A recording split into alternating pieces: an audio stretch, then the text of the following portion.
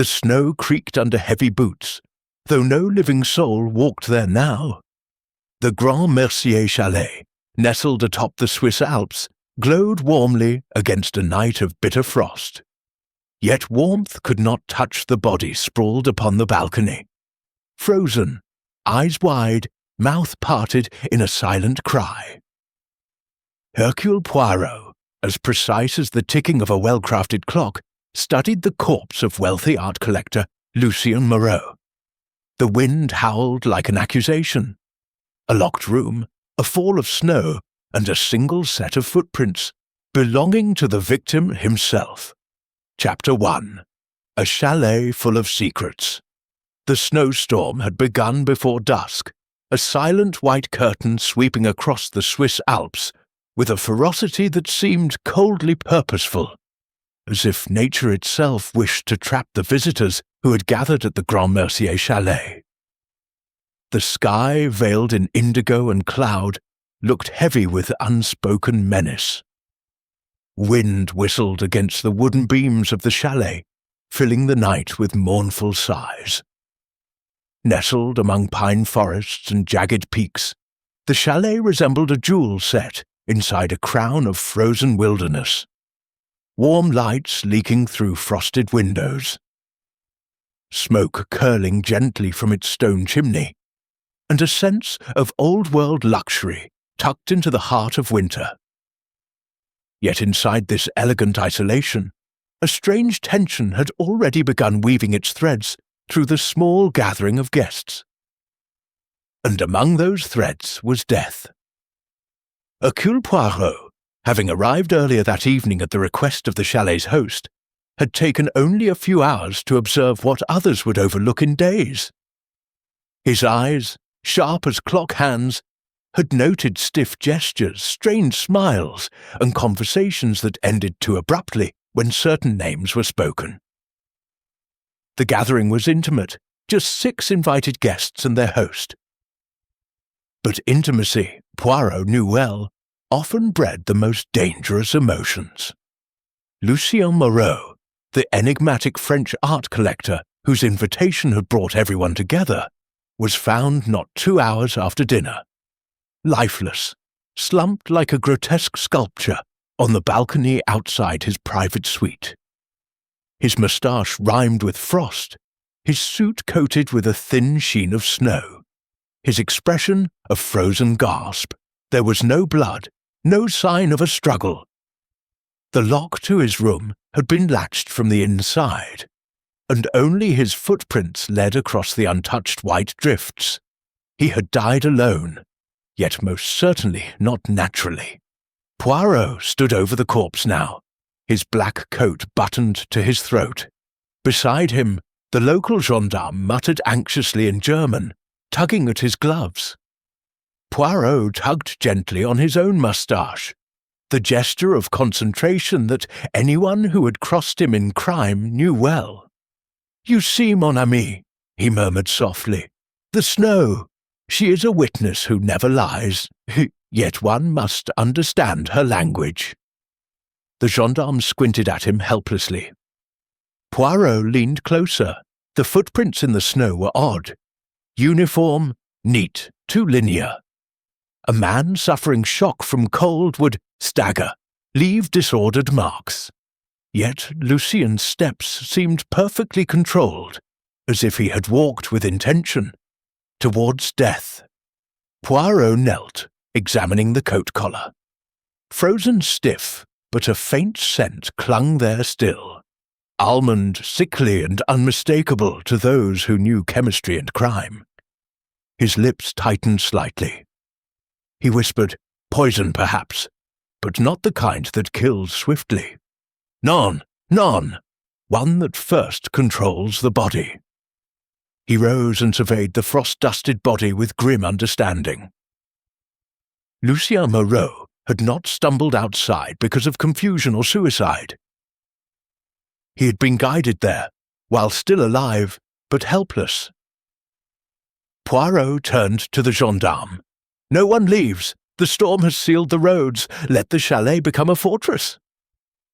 And thus the investigation began. Inside the lounge, the heat from the fireplace made every surface gleam. Mahogany panelling shone, brass lamps glowed, and the scent of pine logs perfumed the air. Yet no one seemed warmed by it. Tension hung thick and visible as smoke. 5 figures waited, their faces pale with shock or something else. Dr. Elise Hartman sat rigid, back straight, hands clasped tightly on her lap. A psychiatrist with a reputation for clinical brilliance and emotional distance, she observed the room as if diagnosing it.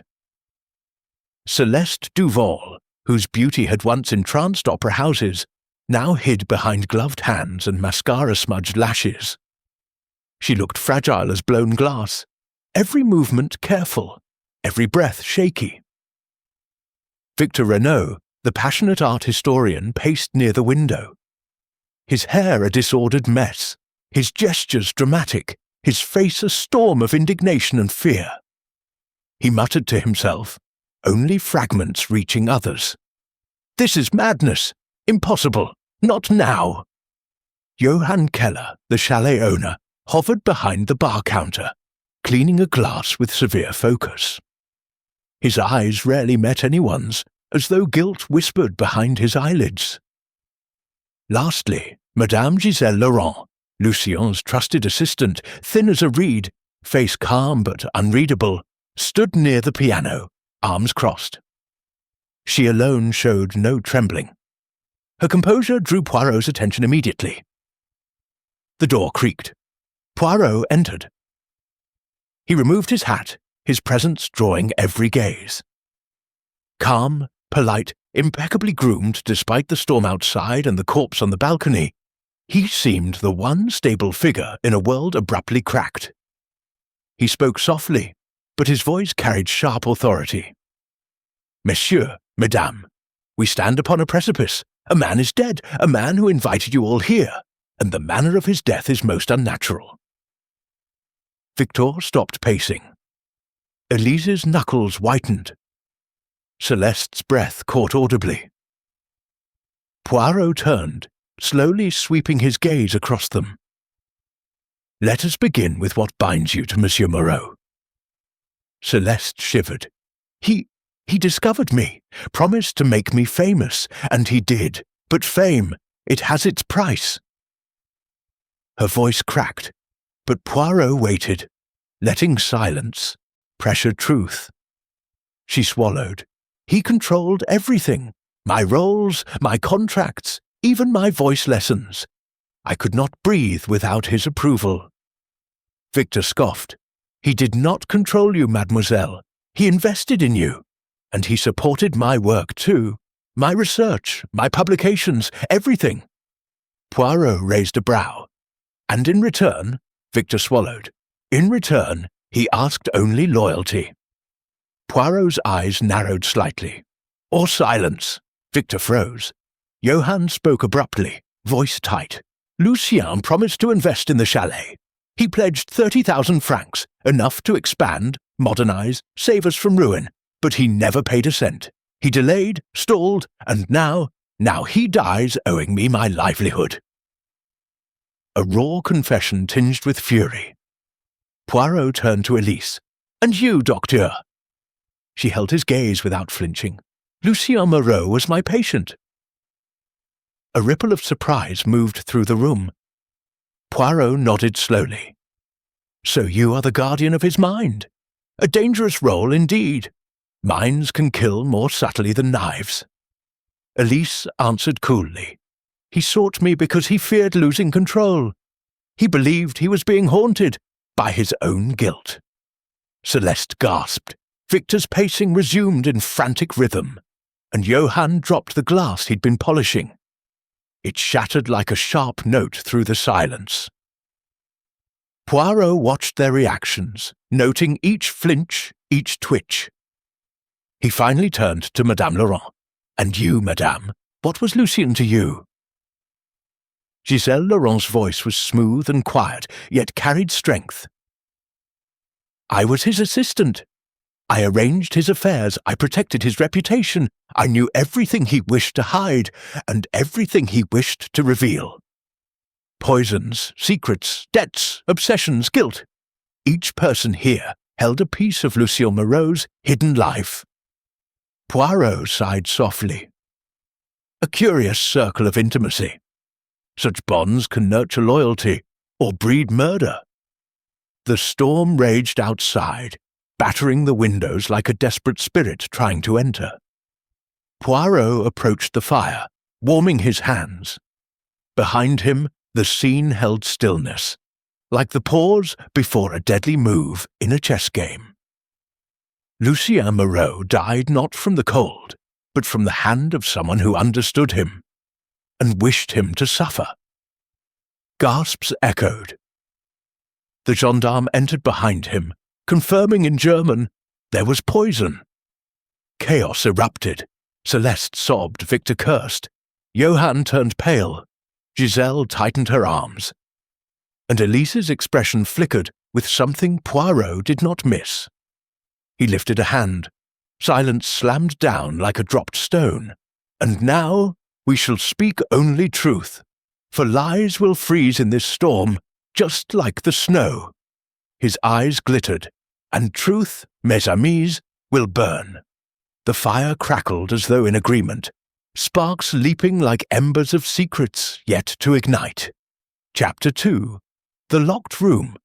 The corridor leading to Lucien Moreau's private suite was lined with oil paintings, each depicting winter landscapes. Some were serene, snow resting softly on rooftops. Others violent, storms tearing through forests, thunderclouds bruising the sky. Poirot walked slowly past them, his gaze lingering on the darker ones.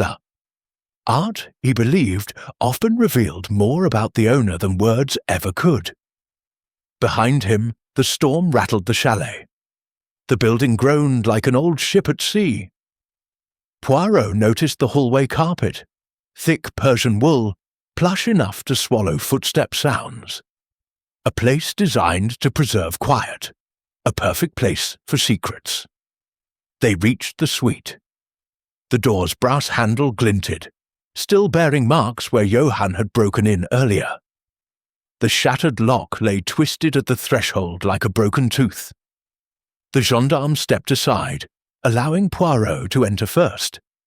Inside, the room looked untouched, serene, almost staged for a photograph. A clean desk, 2 chairs, velvet curtains drawn halfway across a frost-glazed window. A bed fitted with heavy wool blankets, nothing out of place. Yet to Poirot, the order was suspicious. A room of a man with a chaotic life should reflect disarray, yet here there was absolute precision. He moved toward the desk. On it lay a journal bound in leather, its spine cracked from frequent use. He lifted it gently, noticing indentations on the cover, pressure marks as if someone had gripped it tightly. He flipped it open. Only one line stood on the visible page. The past is a ghost that will claim me. The rest of the page had been torn out violently, leaving jagged edges. Poirot tapped the page with a fingertip. He writes of fear, but not fear of another. Fear of memory. The gendarme frowned, confused. Poirot gestured toward the intact balcony door. Observe, mon ami. The only other exit, secured from within. The officer approached it, but Poirot signaled him to stop. Do not touch. The snow outside will tell us more. Poirot approached the balcony window. The storm had eased slightly. Flakes drifted lazily, less fierce, but still relentless. The snow accumulated on the railing, thick and pure as untouched flour. Beyond, the footprints remained clear, though partially blurred by new snowfall. But Poirot's eyes were not on the snow below. They focused on the railing, specifically the layer of fresh ice on the inside edges of the doorway. There, frozen residue on the inner latch. Poirot leaned closer. He inhaled faintly, the smell of metal, moisture, and something else. He murmured, "Someone closed this door after the snow began gathering. but they did not wipe it to dry. The gendarme blinked. Someone else closed it? Poirot nodded. Lucien walked onto the balcony, but another person shut him out. He died unable to return. The officer swallowed hard. Poirot stood, straightening his tie thoughtfully. He studied the bed next. The blankets were neat, but a subtle, unnatural crease ran down the side as if pressed by something heavy. Poirot touched the fabric. Smooth, too smooth. Someone had attempted to tidy it. Near the corner of the mattress, something caught the light. Small, glass, almost invisible. Poirot pinched it carefully with a handkerchief. A shard from a broken ampule, barely scented with bitter almond. A dose of sedative, used before he went outside.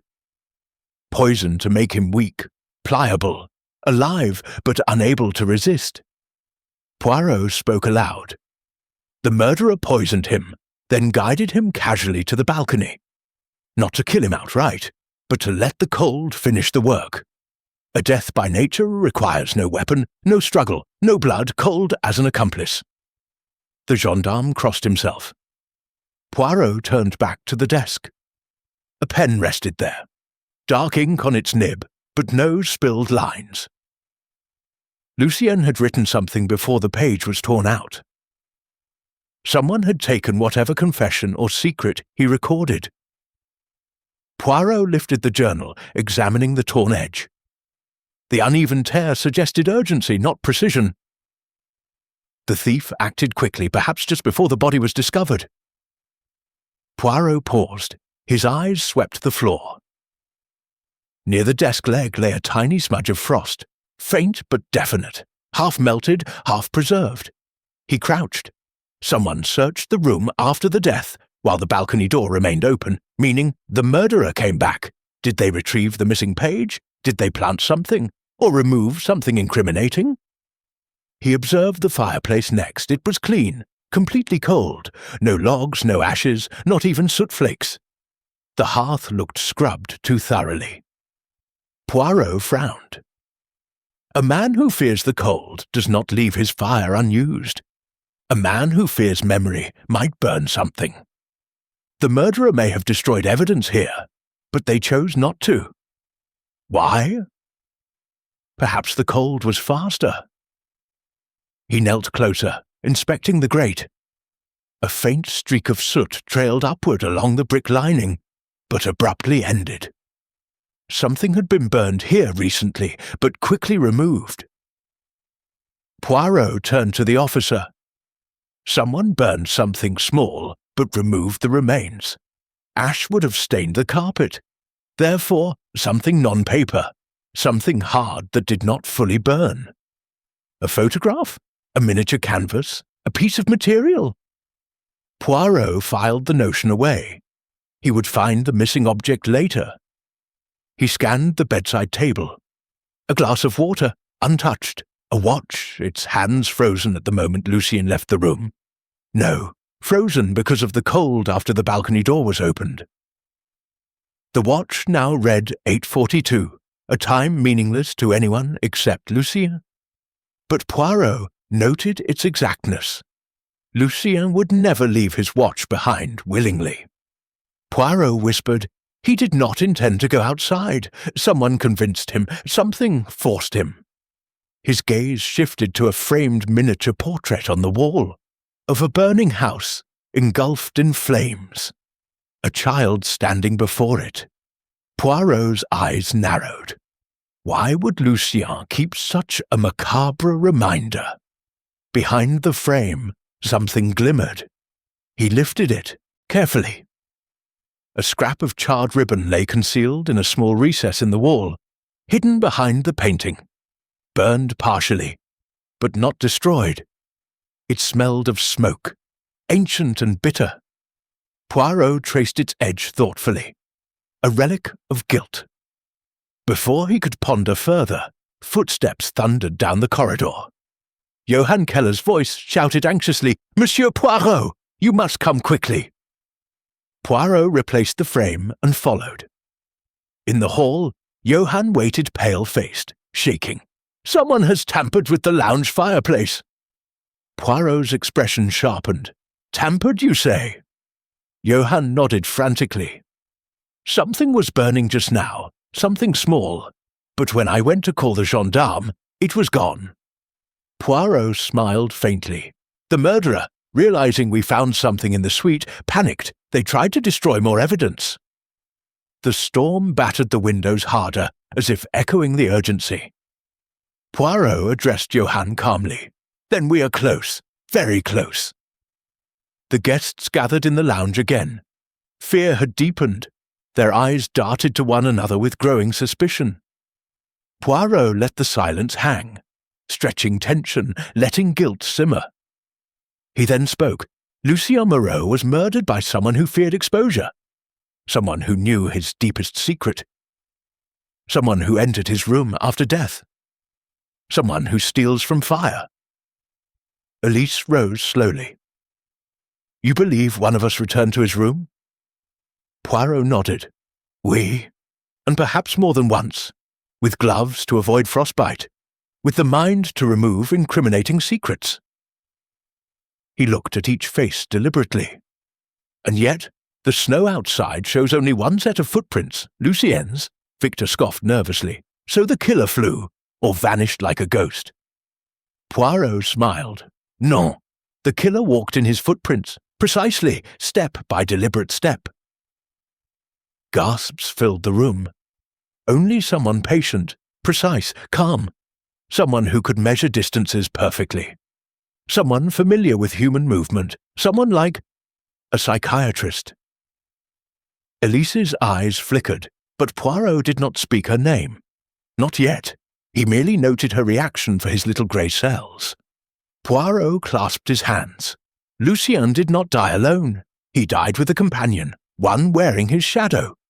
The fire hissed violently in the hearth, as if in protest. Chapter 3. The Four Motives. The storm intensified overnight, wind roaring like a wounded predator against the chalet walls. Ice clawed at the window glass, making the entire building seem as though it were trapped within a frozen fist. Morning brought no calm, only a grey light that seeped through the clouds like diluted ink. Poirot stood in the dining salon, sipping hot chocolate, a beverage he favoured above coffee in cold environments. He believed warmth and sweetness coaxed clarity. The other guests arrived one by one, bleary-eyed, their nerves stretched thin by the sleepless hours. There would be no escape today. The roads down the Yass mountain had been buried deeper in snow. The telephone lines were dead. The gondola cables were frozen solid. The Grand Mercier Chalet was sealed by nature, and perhaps by fate. 4 suspects, 4 motives, 1 murderer with a personal vendetta. Poirot set his cup down very gently. "Mesdames et messieurs," he began, voice steady, "I will hear your stories, entirely. No more abbreviations, no evasions. Each of you has reason to hate Lucien Moreau. Let us examine them one by one." The group exchanged tense glances.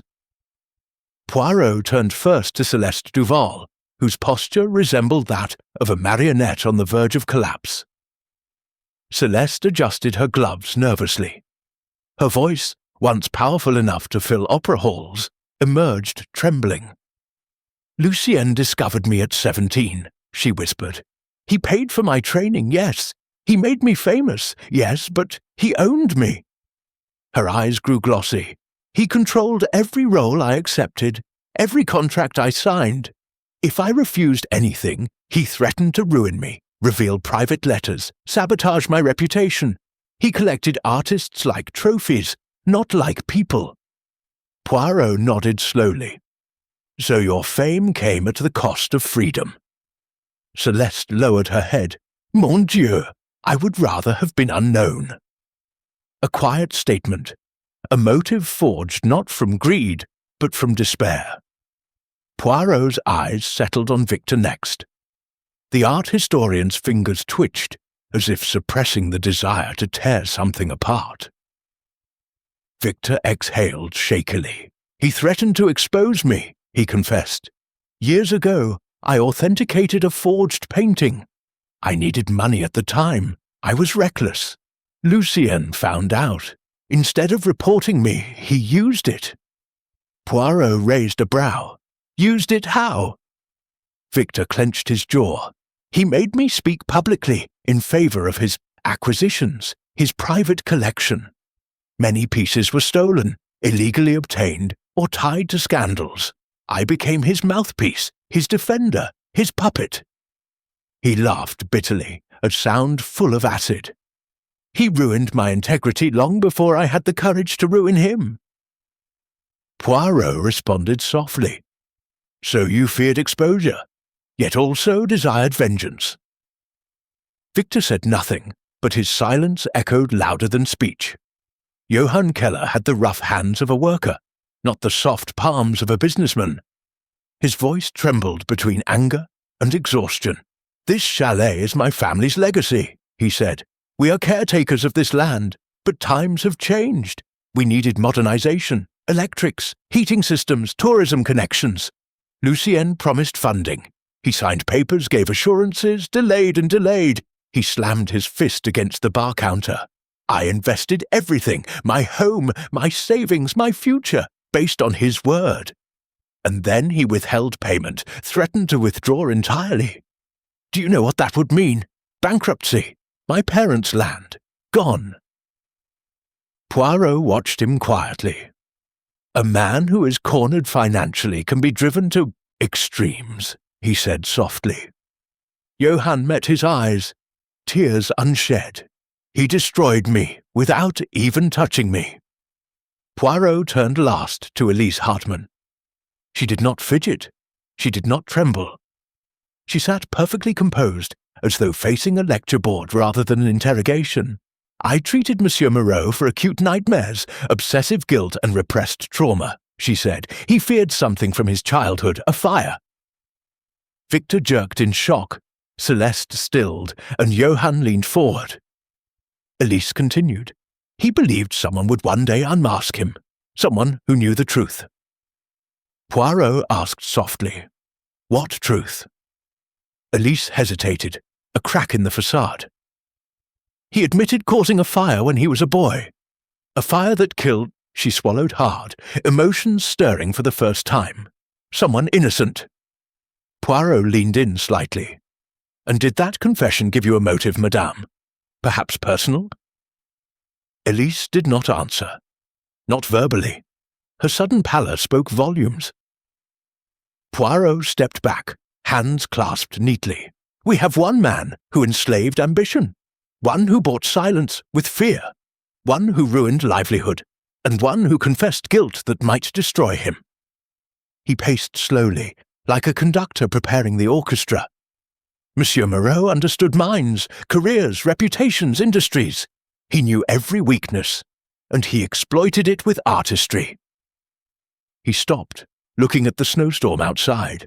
When a man holds power built on secrets, he becomes a prisoner of those secrets, and eventually they kill him. Celeste sobbed softly. Victor looked away. Johann clenched his jaw. Elise stared at nothing. Poirot's voice sharpened. "But only one of you possessed both motive and knowledge enough to kill without trace, to poison subtly, to time paralysis perfectly, to manipulate footprints with calm precision." His gaze shifted ever so slightly toward Elise, but he did not name her. Not yet. Poirot concluded, "We do not hunt merely for who hated Lucien. We hunt for who understood him best, because that person knew how to destroy him completely." The wind howled, as if agreeing with the detective's whisper. Chapter 4. Whispers Beneath the Snow. Outside, the air had grown restless. Snowflakes swirled like restless spirits beneath the moon's pallid glow, tapping against the chalet windows with eerie persistence. Hercule Poirot stood in the hallway beneath the mounted stag heads. his silhouette as immaculate and precise as his little moustache. The household was meant to be asleep, yet the quiet felt too deliberate, like a secret held between clenched teeth. Poirot listened, waiting. And then he heard it. Whispers. Faint, hurried, as if someone was confessing to the night itself. He followed the sound. It drifted from the stone stairway, leading to the cellar. The narrow passage spiraled downward into darkness, where the scent of wine and cold stone mingled. A single lantern glowed weakly at the foot of the stairs. Poirot raised it, illuminating crates of Burgundy, bottles of Chardonnay, and rows of Swiss vintages. But there was something else, footprints in the dust, fresh, small, and hurried. A figure stood near the shelves, bracing themselves against a cask. It was Mila Sommer, the maid, eyes red, cheeks streaked with tears not yet dried. She started when she saw him, but Poirot lifted his hand gently. "Do not be alarmed, mademoiselle. You are not the ghost I expected." Mila inhaled shakily. "Monsieur Poirot, I only came to fetch cleaning supplies. The night is long. I could not sleep." "Cleaning supplies," Poirot repeated, arching an eyebrow. He pointed to the object half hidden behind a crate, a locked wooden box with polished corners. "With such a chest—" Her lips trembled. "That belonged to Herr Adrian. I was told never to touch it." Poirot kneeled, inspecting it without contact. The craftsmanship was peculiar. Intricate engravings of Alps, a goat insignia, initials AK. And beneath the lock, faint scratches, as if someone had tried to open it recently, but without a key. "Tell me, Mademoiselle Sommer," he said softly, "why do you cry?" Mila wiped her eyes fiercely. "Because I know what they are saying. They think I had something to do with his death. Herr Adrian was kind, kinder than most, and now he is dead, and everything turns cruel." Poirot studied her expression. "Fear, yes, but not guilt. Something else, loyalty, or grief of a deeper sort." "You cared for him." Her silence was answer enough. Before Poirot could continue, the cellar door creaked. Cornelius Krauss descended stiffly, carrying a candlestick. His brow furrowed when he saw Mila and Poirot. "It is late, monsieur. Why interrogate the servants at such an hour?" Poirot smiled mildly. "Because murder keeps no schedule, monsieur." Krauss's eyes flickered toward the box, then away too quickly. "You should leave it. Adrian kept his affairs private." "Even from his business partners?" Poirot murmured. Krauss stiffened. "Especially from them." Without waiting, he turned sharply on his heel and retreated upstairs. Mila fled moments later, leaving Poirot alone with the silence and the box that seemed to whisper temptation. Poirot did not attempt to touch it. Instead, he leaned forward and noticed something on the floor. A small, torn scrap of fabric caught beneath the crate corner. Silk, deep red. Poirot pocketed it delicately, then climbed back into the hall, lit by waning candles. Later, as the storm howled against the windows, Poirot stood before the large portrait of Adrian Krauss near the sitting room. The man in the painting had keen eyes, almost mocking in their intelligence. The spectacles glinted like judgment. Under the dim lamp, something about the face felt altered. Perhaps an illusion of light, or perhaps the secret still clinging to the house. Madame Elise appeared, carrying a silver tray, with steaming tea. She moved with faint shakiness, not from age. She was barely 40, but from tension. "You are restless tonight, Monsieur Poirot. The storm unnerves you." "The weather is nothing," Poirot replied, "but this house, it suppresses truth as snow covers footprints." Elise hesitated. "Then perhaps you should wait until the weather clears. Tonight is not the right night to stir old miseries." "But murder has already stirred them," Poirot said gently. "You know something. You wish to speak, but you do not." Her face tightened. She placed the tray down too quickly, clattering the porcelain. "I have nothing to say." Poirot's gaze lowered to her wrist. Wrapped around it, nearly hidden beneath her sleeve, was a strip of deep red silk, frayed at the edge. The same silk as the scrap in his pocket. Elise widened her eyes, instinctively covering her wrist. For a fraction of a second, fear and defiance warred across her features. Then she turned sharply and walked away. Poirot watched her go, his grey eyes narrowed. "Secrets in silk," he murmured, "and a box that refuses to open." The storm roared louder, shaking the shutters violently, as though nature itself wished to reveal the truth. Poirot clasped his hands behind his back, thoughtful. Something had been stolen, something worth killing for. And in the morning, he promised himself, that box would open, one way or another. Chapter 5: The Locked Box and the Letter of Ashes. By morning, the storm had buried the chalet beneath a thick white silence. Snow sealed the doors, frosting the windows like opaque porcelain. No one would be leaving. Not today, perhaps not tomorrow. This isolation, Poirot felt, would force truth to emerge as a plant cracks through ice. Breakfast was a tense affair. The dining room, adorned with carved oak chairs and a heavy chandelier, held 5 people who avoided one another's eyes. Madame Elise served pale Swiss pastries, while Cornelius Krauss hunched behind a newspaper he clearly did not read. Mila Sommer moved like a shadow, silent and fragile. Dr. Klaus Bergen fiddled with his gloves, though he wore none. And Inspector Heller watched them all, suspicion etched into his stern features. Poirot delicately stirred his tea. "Monsieur Krauss," he said at last, "this morning I should like to open Adrian's locked box." Cornelius snapped the paper down. "You have no authority over his personal belongings." Poirot shrugged, his moustache twitching with amusement. "Authority? I have reason.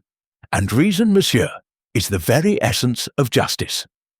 Inspector Heller nodded. "If the box may hold evidence, we must see it." Krauss's jaw clenched. "Fine, but I will supervise. No one touches it without me present." Poirot bowed courteously. "Bien sûr." The cellar was colder in daylight, though no sunlight reached its stone floor. The box sat exactly where it had been. Krauss knelt beside it and produced a small brass key from his pocket. Poirot's eyes glinted with interest. "You kept the key all along?" "Adrian gave it to me," Krauss replied through gritted teeth. "Only weeks before his death." The lock clicked. Krauss lifted the lid, expecting perhaps documents or valuables. Instead he gasped. Inside lay burned fragments of paper, charred black, barely legible. Ashes of something once written, destroyed violently, purposefully. Poirot leaned closer. A fire, but not from the hearth above. "These edges, clean, localized. Someone burned the contents here, locked the remainder away." Inspector Heller frowned. "Why would he keep burned scraps?" Poirot gently picked up a fragment using tweezers. Letters survived on the edge. "A couchinting broad." Another scrap bore the initials C.K. Cornelius Krauss went pale, a fine tremor shaking his hands. "What is this, Krauss?" Inspector Heller demanded. Cornelius slowly sank onto a crate. "Adrian, he believed there was embezzlement in his company. He suspected his own partners, including me, but I swear I did not steal from him." Poirot studied him. "Did he confront you?" "I confronted him," Krauss whispered, "but only to insist I was innocent. Adrian did not believe me. He threatened to expose finances that would ruin us all, even if some of us were innocent. Poirot nodded. Hence the motive, but it alone does not make a murderer.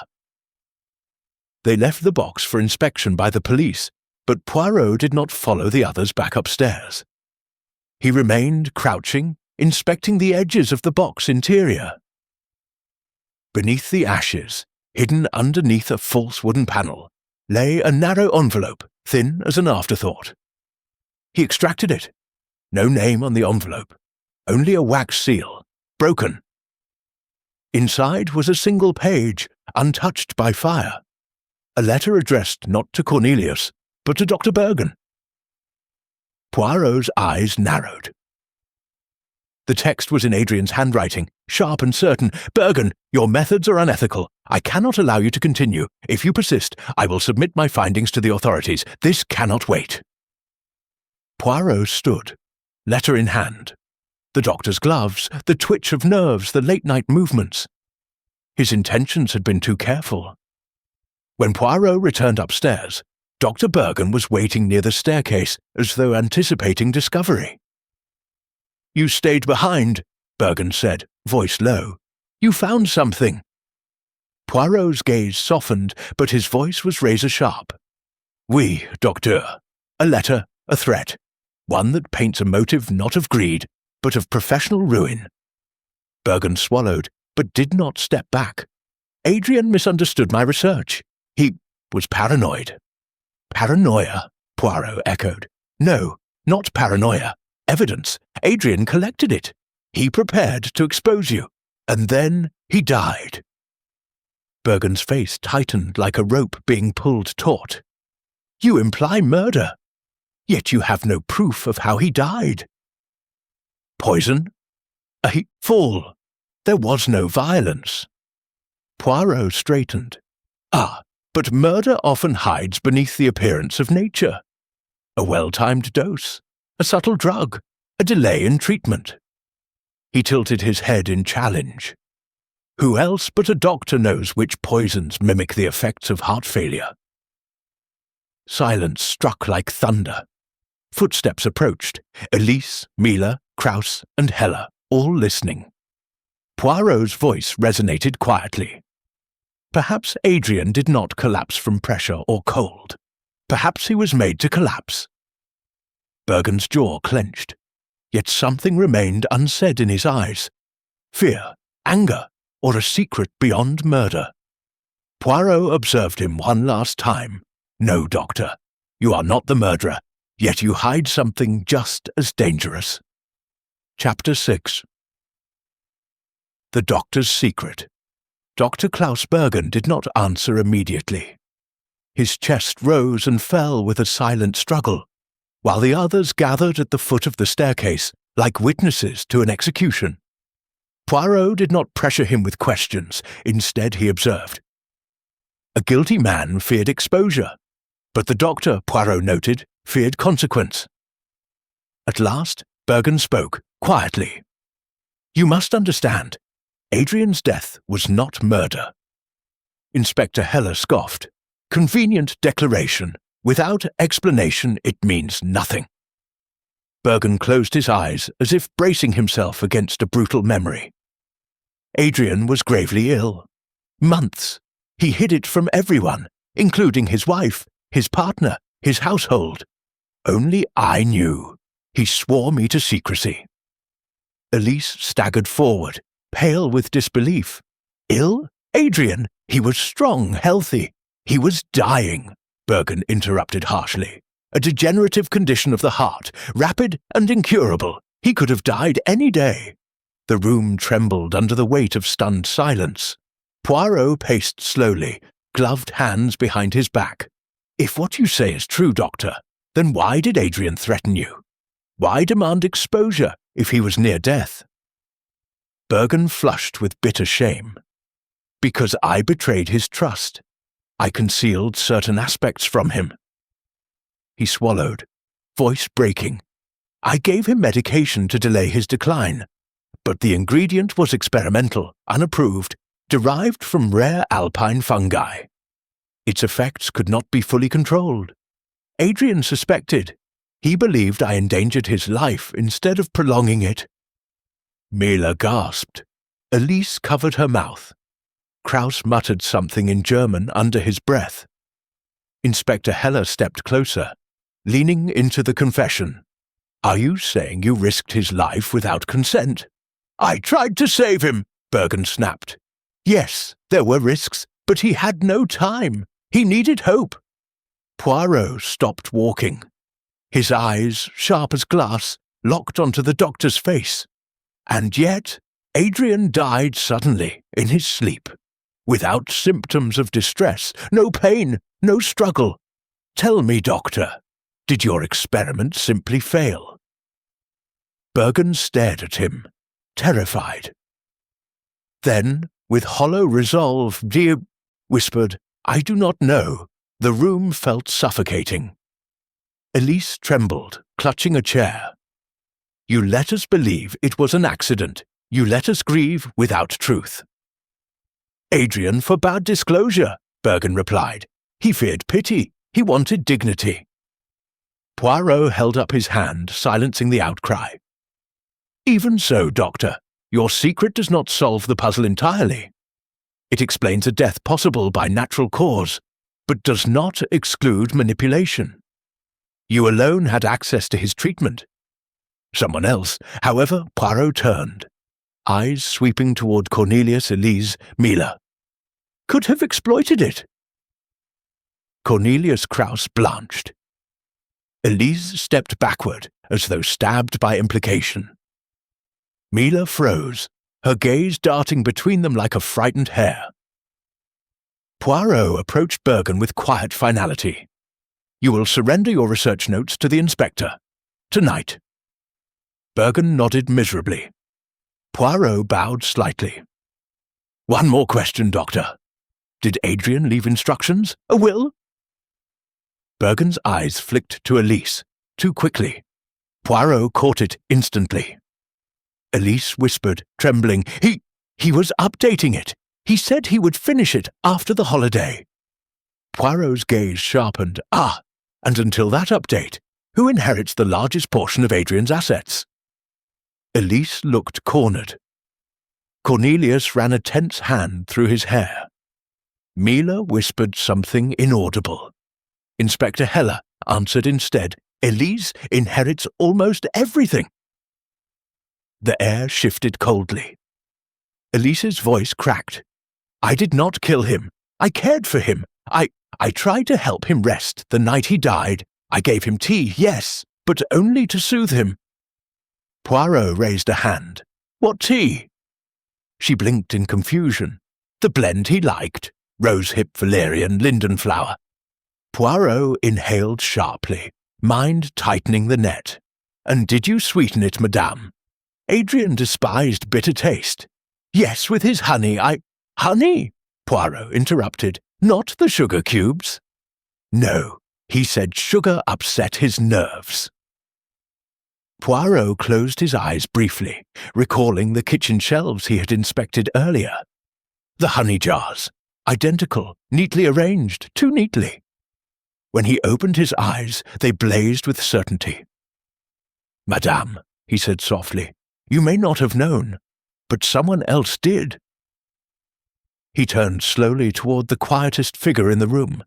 Mila, the maid, whose face was now white as frost. Poirot's voice was icy calm. "Mademoiselle Sommer, you were responsible for organizing the pantry. Did you notice which jar of honey Adrian used? Was it always the same?" Her lips parted in horror. No denial, only realization.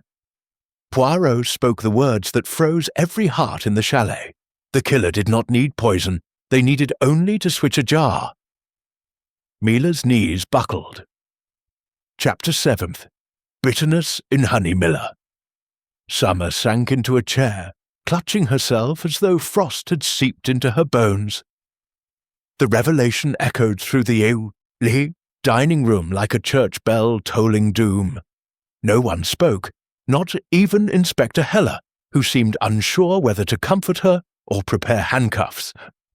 Poirot stepped toward her gently, his voice softened but not indulgent. "Mademoiselle, breathe. You are not yet accused. We seek only the truth. Tell us what you know of the honey." Mila shook her head, tears trembling. I do not know anything. I restocked the kitchen as always. Adrian liked the honey from the farm at the valley. We ordered it every month. There were many jars. They looked the same. You organized them, Poirot reminded her. But did you taste them? She looked up, startled. Taste them? Of course not. Why would I? Indeed, Poirot murmured. It is not common for servants to sample provisions above their station. But someone else in this household has a refined palate. One who would know the quality of products, who insisted on choosing the tea blends, the pastries, the wines. His eyes slowly turned toward Elise. A quiet tremor passed through the room. Elise stiffened, indignant. You cannot accuse me. Are you suggesting I poisoned my husband? I loved him. Poirot bowed lightly. Madame, I do not accuse you. But love does not exclude motive. Grief and inheritance do not walk far apart. Inspector Heller stepped behind Elise, not touching her, but prepared. Elise's voice rose, shaking. You are blinded by suspicion. Yes, I helped Adrian choose his foods. I always have. But I did not poison the honey. If I wished him dead, why wait? I could have let him die from his illness. Poirot's moustache twitched thoughtfully. Exactly, madame. Why hasten a death that would come naturally, unless there was a reason to fear what Adrian would reveal before he died? Her breath caught. Everyone leaned in. Poirot continued. He was going to change his will. He was going to expose fraud. He was going to denounce unethical medical practices. He planned everything after the holiday when he returned to Zurich. Poirot's finger tapped the table 3 times, punctuating each point. Expose, change, return. Elise's composure wavered. You imply certainty. But where is proof? Where is the weapon? Where is the poison? Poirot inhaled. The poison was already present in Adrian's medicine. The honey merely triggered what was already primed to kill. Bergen's eyes widened with horror.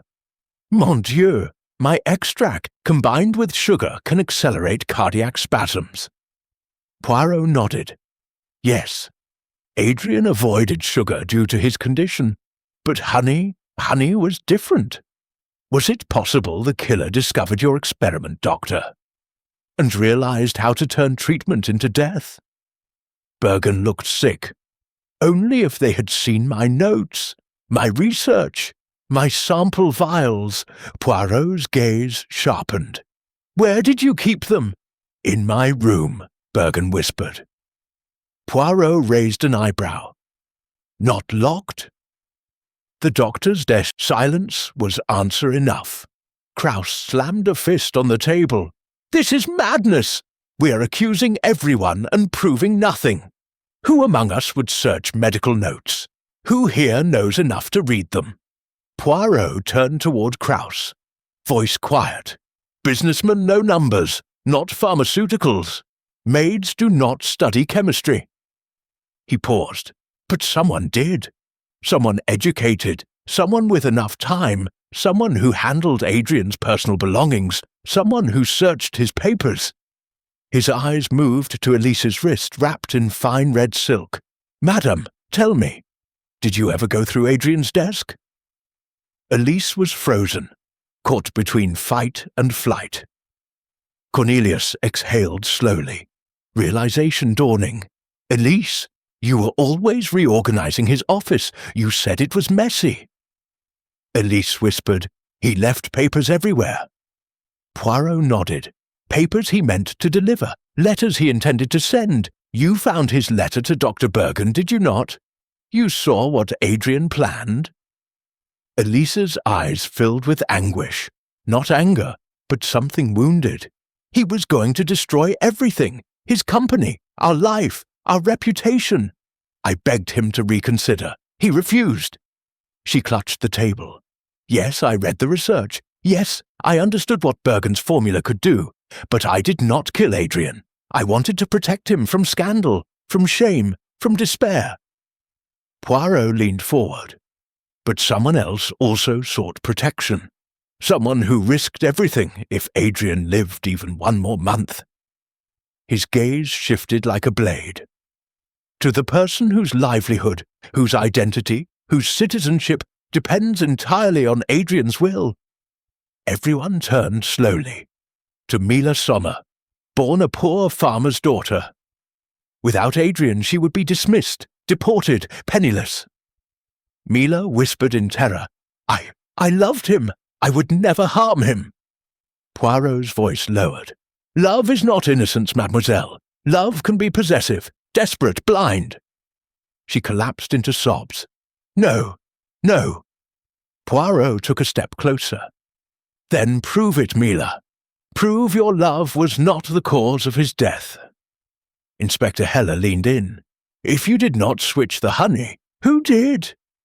Mila looked up through tears, voice trembling with despair and revelation. I know who changed the jar. The room held its breath. Chapter 8. The Partner's Gambit.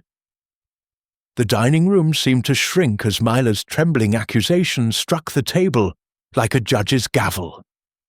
Cornelius Krauss froze with his hand halfway raised, posture rigid, as though his body refused to react until his mind found a lie to clothe itself with.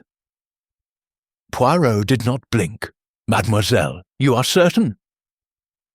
Mila wiped her eyes fiercely, desperate to be believed. I saw him, the day before Adrian died. He asked me for a jar of honey from the pantry. I brought him one.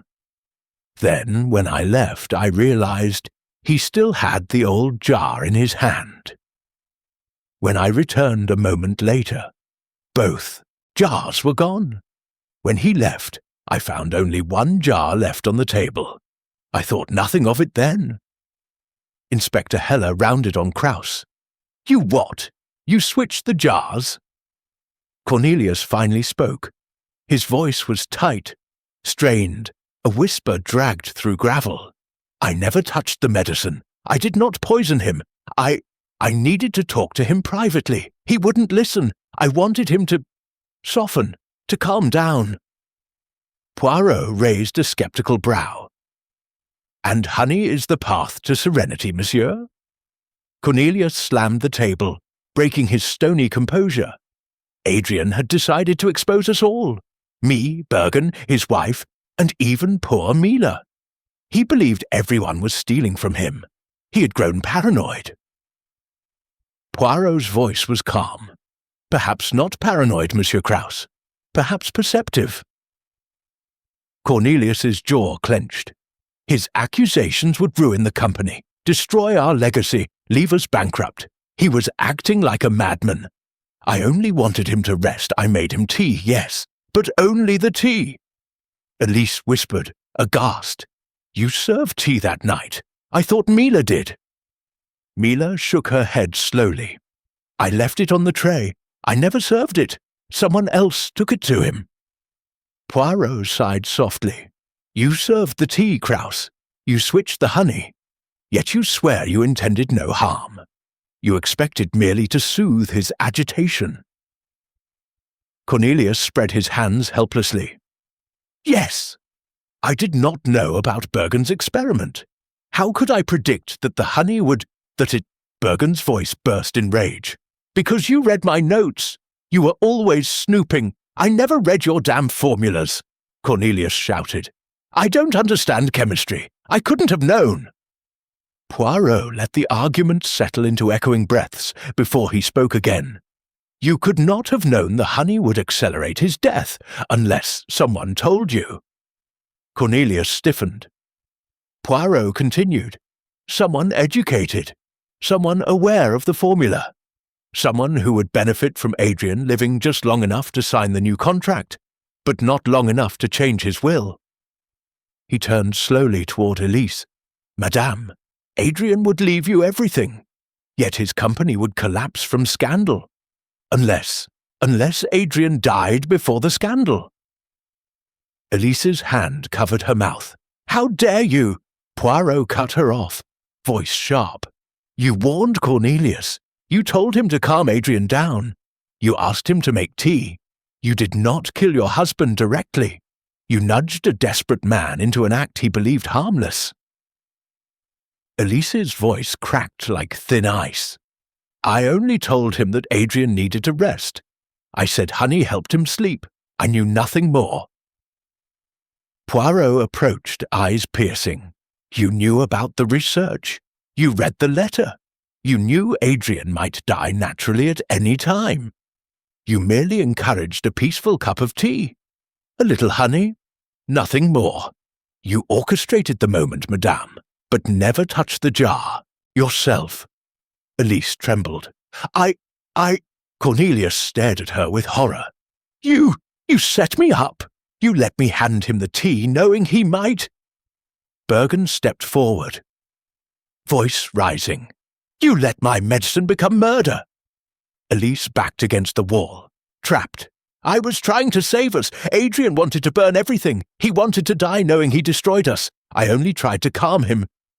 Poirot raised a hand. "Your words imply intention, not ignorance, Madame Krauss." Her knees buckled, and she collapsed into the nearest chair. Tears streamed silently down her face. Inspector Heller grimly unfastened his cuffs. Suddenly, Mila stood, voice shaking not from fear, but fury. "No, she didn't kill him. None of them did." Icy silence fell. Mila's chin lifted, trembling but resolute. "I cleaned Adrian's study the morning before he died. I put away the medicines, the honey, everything. The honey jar he used was already changed. Whoever switched it did it before Cornelius took it." Poirot's eyes gleamed with sudden clarity. Before the softening tea, before Elise's suggestion, before Bergen's arguments. Cornelius stared.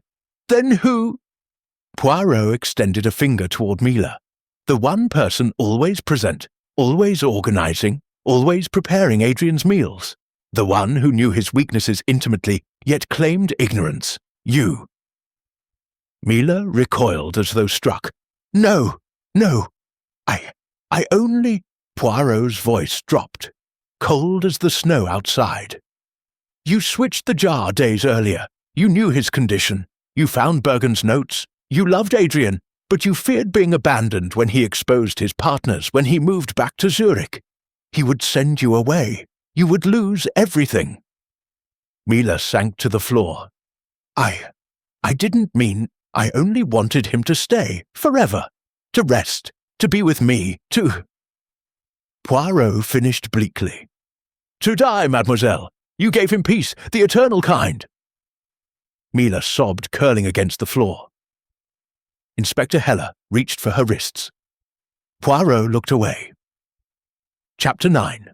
The Whisper in the Ice. Ichor, how 1,000 words. The following morning the valley lay hushed beneath a blanket of white, as if nature herself wished to muffle what would soon be spoken aloud. The chalet's windows were rimmed with frost, and the air inside was tense, a brittle quietness ready to crack. Poirot stood beside the dining table, his hands folded neatly behind his back, his moustache sharp as an icicle. "Messieurs et mesdames," he began, his voice carrying with extraordinary calm. "Today we settle the matter. There are no more questions, only answers." Inspector Vogt, agitated and stiff, took his seat. Richard Hargrave clasped a coffee cup so tightly his knuckles shone like polished ivory. Margot sat with red-rimmed eyes, staring at her untouched plate, while Dr. Weiss scribbled anxious notes in a tiny leather notebook. Renée Marchand perched on the edge of her chair, pretending confidence, though her trembling hands betrayed her. Poirot paced slowly. 3 deaths, 1 culprit, 3 motives perhaps, but only one true one. He stopped near Renée. She stiffened. "This begins," he continued, "with the death of Émile Marchand. Poor, foolish Émile, who would rather blackmail his beloved than confess jealousy. He discovered that Mrs. Eleanor Hargrave and Dr. Weiss had, how shall we say, a closeness improper for married society. Dr. Weiss slammed his notebook shut. "I already told you. You told us you were merely a friend. But you did not tell us you were also a confidant to Eleanor. You shared her troubles. You advised her against her husband." Poirot leaned forward slightly. "And she trusted you enough to tell you her financial miseries. Meanwhile, her husband trusted you enough to tell you his own. You had knowledge, Dr. Weiss, of both sides of the bank ledger. Such knowledge can be profitable." Weiss's face drained of colour, but he remained silent. Poirot shifted toward Richard Hargrave. "Monsieur, your financial ruin, this was no secret to your wife, not for long, and when she confronted you, you swore she must never speak of it. Yet the risk grew. Your investors demanded answers. You had promised fortunes. You could no longer pay even the chalet bill." Richard glared. "So you think I killed her to protect a failing business?" Poirot shrugged delicately. "Perhaps, but that would be so crude, so uninspired. None. Richard Hargrave is guilty of deception, but not of murder." He turned again, and his gaze fell upon Margot Hargrave. A tremor passed through her body like a ripple through glass. "Madam Hargrave, you insisted you slept alone through the night. Yet we found 2 glasses by your bedside. You told us you often read late. Yet your book showed no sign of being touched. Instead, there were piano sheets stacked on your table. Sheet music in no way related to your musical interests." Poirot tapped a folded paper in his hand. "This sheet bears your husband's handwriting, and the ink is smudged, fresh the night of the murder." Margot shook her head violently. No, you don't understand." "But I do," Poirot replied softly. "You and your husband argued about money. Monsieur Weiss had encouraged Eleanor to seek separation, perhaps divorce even. She had hoped to leave you, and thus weaken your social reputation further. With your debts, a scandal would ruin you forever. Do you fear poverty so much, madame?" "I did not kill her," Margot gasped. "I only wanted to protect Richard. I wanted Eleanor to be reasoned with, not—" A quiet voice interrupted her. Renée Marchand, pale, trembling, yet resolute. Eleanor wasn't planning divorce. She was planning escape. She wanted to leave everyone, even Richard. She wanted to expose the fraudulent contracts, to ruin his name, to warn the investors. Richard roared, "That's a lie!"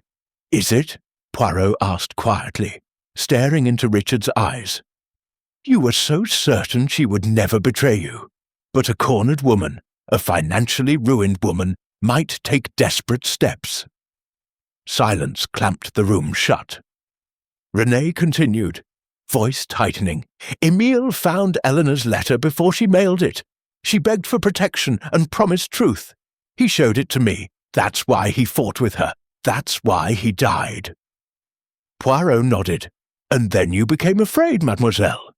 You thought Richard would silence Emile. You panicked. You tried to warn Eleanor, but you were too late. That is why you searched her room. That is why you looked for the letter. And when you could not find it," Renée's voice cracked, "someone else had already taken it." Poirot raised his hand.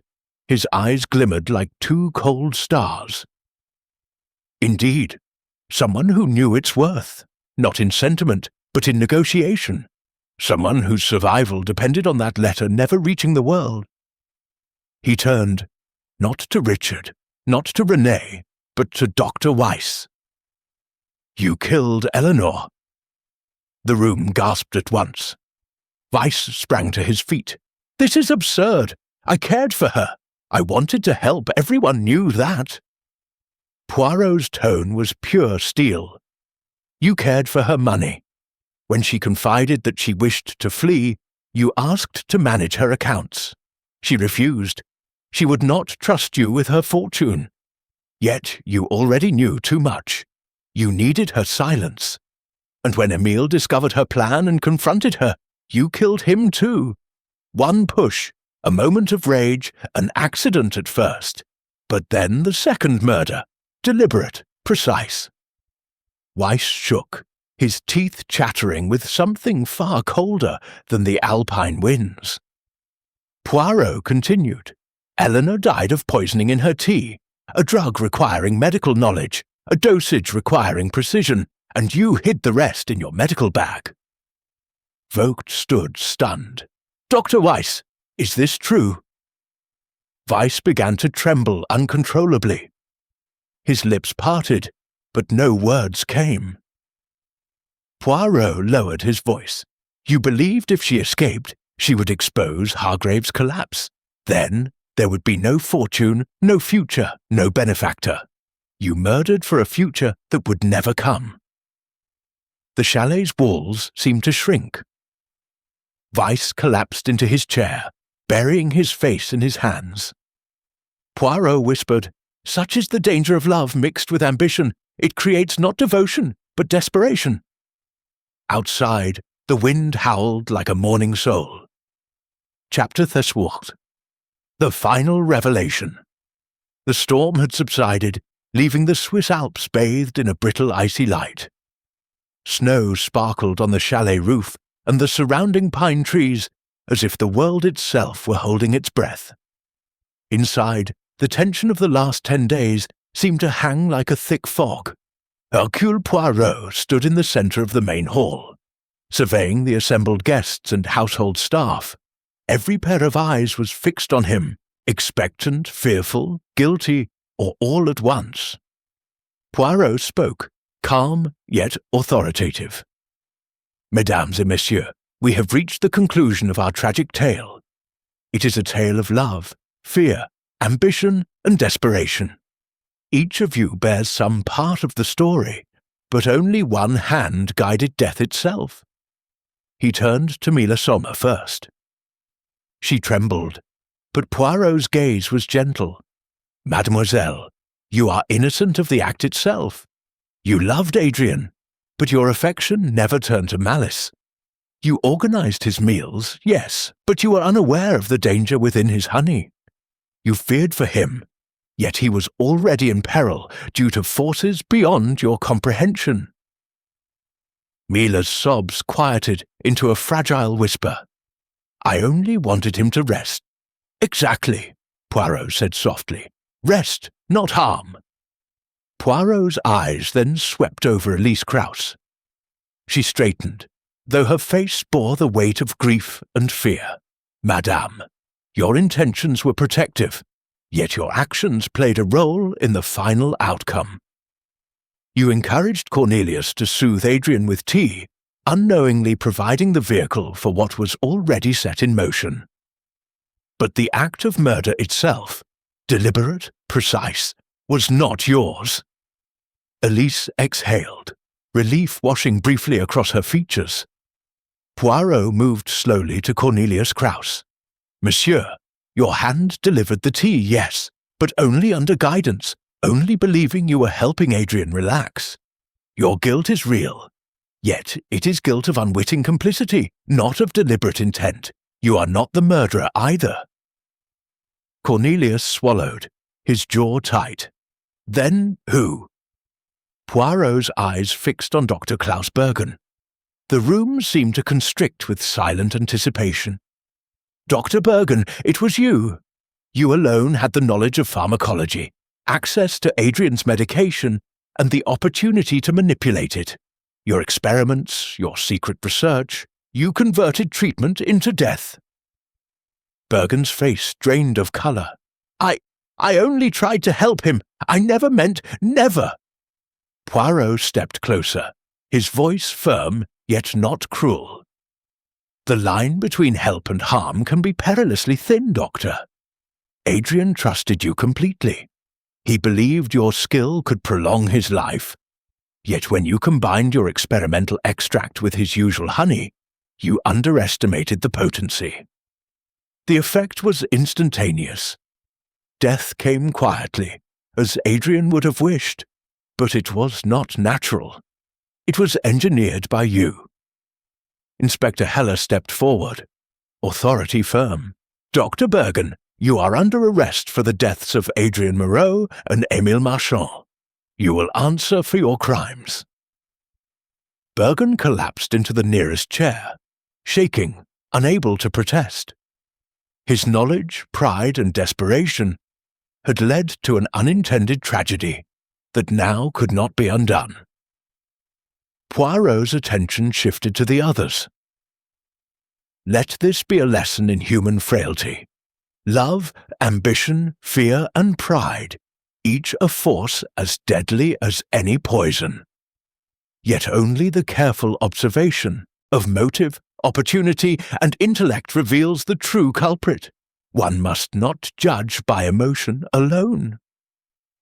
Mila, still trembling, whispered to Elise, "I never wanted him to die."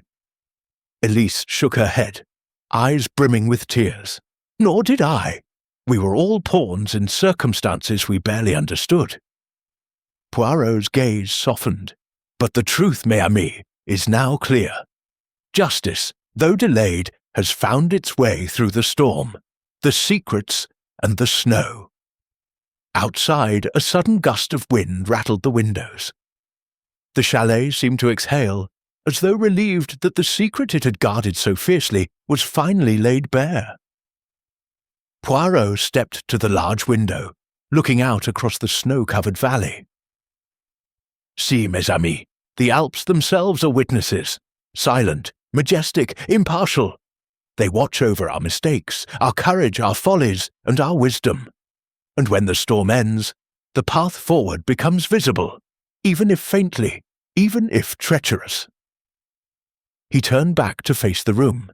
Adrien Moreau, for all his faults, for all his fears, had one wish, that truth would survive him. And survive it as not unblemished, not without pain, but survive it nonetheless. Mila rose slowly, wiping her tears. "Will he be remembered, Monsieur Poirot?" "Ah, mademoiselle," Poirot replied, voice gentle, "he will be remembered for what he was. A man who sought perfection in all things, yet was human enough to be flawed. That is often the cruelest fate, no?" Cornelius placed a hand on Elise's shoulder. "We survived," he said quietly, though the word felt hollow amidst the tragedy. Poirot inclined his head. "Yes, monsieur, you survived. And now you can rebuild, not on secrets, not on fear, but on truth. That is the foundation upon which all must stand." Inspector Heller finally spoke, voice heavy with relief. "Monsieur Poirot, without your guidance, this case would have remained unsolved. Too many motives, too many suspects." Poirot's lips twitched in a modest smile.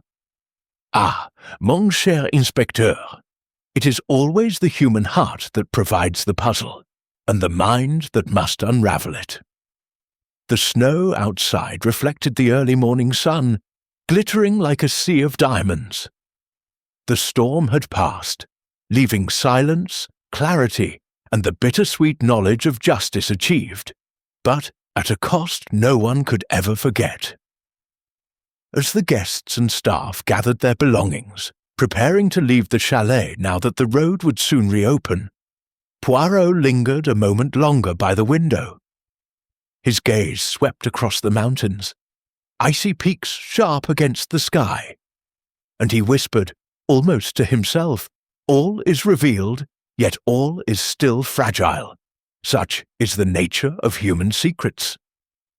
He turned, walking slowly back into the hall. The sound of his shoes echoed against the polished floorboards, a quiet rhythm marking the end of tragedy and the beginning of reflection.